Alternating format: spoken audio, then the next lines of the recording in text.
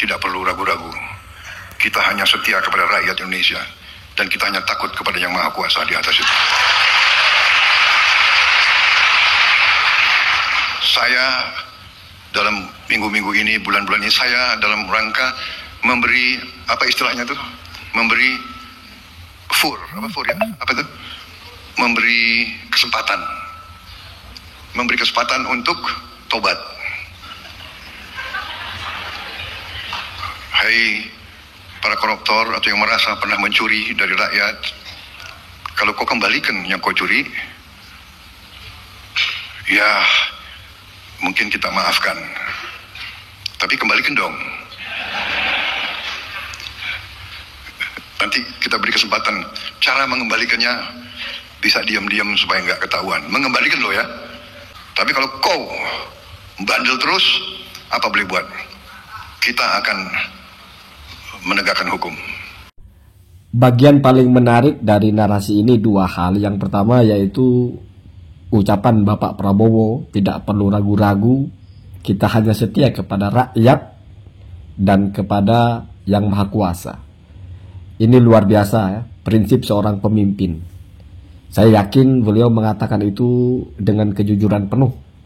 Semoga beliau bisa merealisasikan ucapan itu. Dan bagian keduanya ini mungkin kontroversial atau mungkin banyak yang tidak setuju. Bagaimana Bapak Prabowo ini ingin semacam memberikan ampunan atau memaafkan. Artinya tidak akan menghukum kepada para pelaku koruptor, tapi ada syaratnya, yaitu mereka mengembalikan harta negara atau aset negara yang mereka curi. Bahkan bisa jadi mengembalikannya secara diam-diam. Artinya sedang ingin memberikan fasilitas kepada para koruptor itu untuk bertaubat. Itu poinnya ya. Jadi bukan kita mentolerir atau menganggap bukan kesalahan, tapi kalau sudah bahasanya untuk bertaubat, berarti kita sepakati itu salah. Cuma jalan tengahnya adalah ya sudah, yang penting kembalikan. Ini sebetulnya kalau dalam kasus kita itu mungkin yang disebut dengan kekeluargaan. Artinya kalau ada seseorang yang mencuri, ada yang memang dilaporkan ke polisi, curiannya itu dikembalikan, orangnya dipenjara, ada. Tetapi yang cara kekeluargaan juga ada. Misalnya kasus penipuan ada kan? Bahkan kasus yang lain juga ada. Sebetulnya ini dalam agama juga ada. Islam itu memang mengajarkan kisos. Kisos itu kalau orang membunuh dibunuh. Tetapi memaafkan itu lebih baik. Kalau kamu pelajari agama Islam, memaafkan kejahatan itu lebih baik daripada melaksanakan kisos. Jadi kisos itu memang ada, tetapi memaafkan itu lebih baik. Bahkan selain kisos, dalam agama itu ada juga namanya intisor. Intisor itu kalau bahasa lainnya mungkin mukawamah. Artinya balas. Kamu disakiti orang, kamu boleh menyakiti dia, tetapi haknya adalah hanya sesuai dengan sakit yang kamu terima. Tidak boleh melebihi. Tetapi tetap lebih baik kalau kamu memaafkan. Nah, Pak Prabowo mungkin mau memakai cara itu. Dan tujuannya apa? Yang memotivasi para koruptor itu untuk mengembalikan aset negara. Apa efeknya? Negara akan dapat pemasukan, negara akan dapat profit. Dan untuk siapa? Ya untuk rakyat. Sekarang kalau kita bayangkan apa manfaatnya bagi kita melihat seorang koruptor di penjara 20 tahun misalnya, sementara asetnya tidak kembali kepada kita. Bukankah kita itu butuh aset yang dicuri itu untuk dikembalikan? Nah, itu berarti fokus kepada maslahat.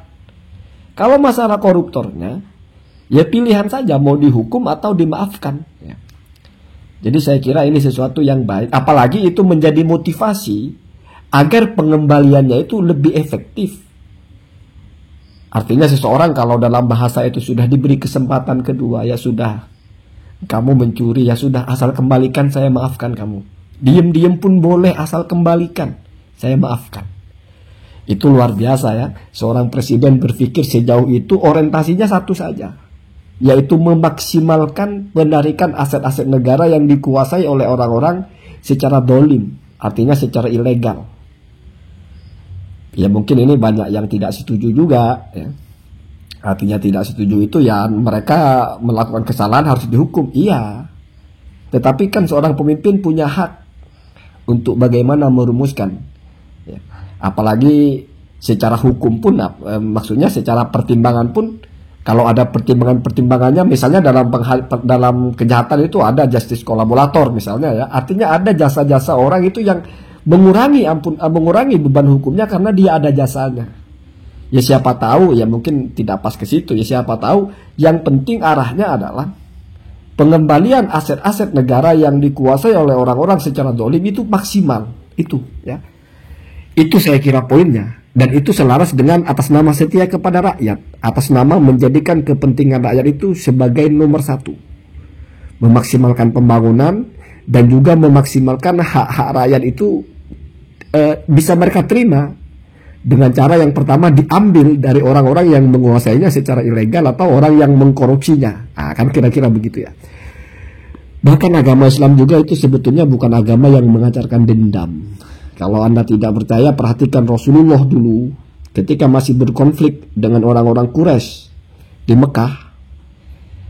Itu Rasulullah itu disakiti dengan sakit yang luar biasa, bahkan secara psikologis, ketika pamanda beliau Sayyidina Hamzah itu dibunuh dengan begitu sadisnya.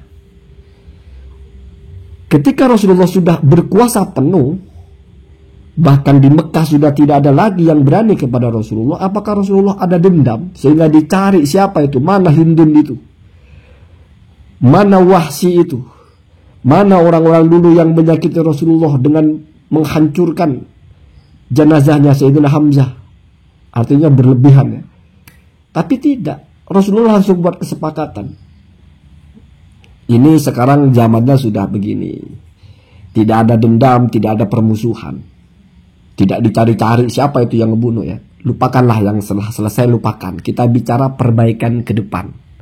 Itu mungkin yang ingin diterapkan oleh Bapak Prabowo. Artinya beliau itu tidak maulah kita ungkit-ungkit masa lalu, kamu koruptor atau apa, kamu salah ini, salah itu, sudahlah. Toh walaupun kamu atas kesalahan itu saya sanksi, saya penjara, apa manfaatnya? Malah menemuin penjara, ya sudahlah, yang penting kamu taubat. Taubatnya adalah kamu kembalikan apa yang dicuri untuk rakyat, tapi harus dikembalikan. Nah, kalau sudah begitu masih saja nggak ngembalikan, itu ini jenderal yang bilang ini ya, nanti dihukumnya nggak tanggung-tanggung, ya begitu kira-kira ya. Artinya ya kalau sudah diberi kesempatan begitu masih nyembunyi-nyembunyikan, masih serakah artinya ya, masih tidak transparan berapa yang kamu curi dan sebagainya, apalagi ngembalikan, ya sudah, berarti maunya diuber gitu ya, akan diuber terus ya. Kita ikut bangga lah punya pemimpin yang optimis menegakkan keadilan, optimis memberantas koruptor. Tetapi di tengah pemberantasan itu dia pasang satu landscape bahasanya, atau satu mindset bahwa tujuan kita menghantam koruptor itu adalah mengembalikan hak rakyat. Apa yang mereka curi kita ambil kembali untuk kita manfaatkan, membiayai pembangunan bangsa ini, membiayai apa yang dibutuhkan oleh negara ini. Apalagi misalnya itu nanti dijadikan salah satu tambahan untuk anggaran makan siang gratis atau apa gitu ya. Jadi itu sudah sangat tepat saya kira, dan saya pribadi sepakat ya. Walaupun ini banyak sekali ini yang menganggap jangan-jangan ini adalah bagaimana Pak Prabowo itu tidak mau musik-musik Bapak Jokowi, artinya begitu ya. Tapi itulah sudah urusan, bukan urusan kita itu ya. Allahumma dina hadasabil.